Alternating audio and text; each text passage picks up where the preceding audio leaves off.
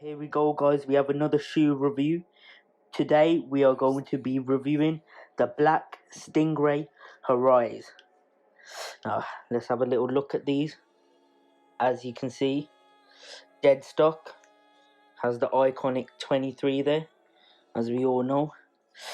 This is a nice colorway, by far the best in the 11s, I think. So let's break it down. So on the tongue you have a nice black suede and throughout the shoe, and then you come to the toe ramp. It's got a nice sparkly going around. As you come to the midsole, it's nice and white, and then the outer sole is black. And there's a story about these shoes. So a group of my family members went to America, and one of them kindly brought me these, and this is like the reason I started collecting J's and why I have fell in love with Jordans.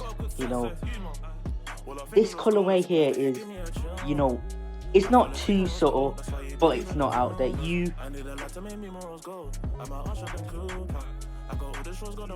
can, you know, arrange a variety of outfits with these. You can wear a black and gold top with black jeans with this, or a black sparkly top and jeans, or shorts and a white t-shirt. It just depends.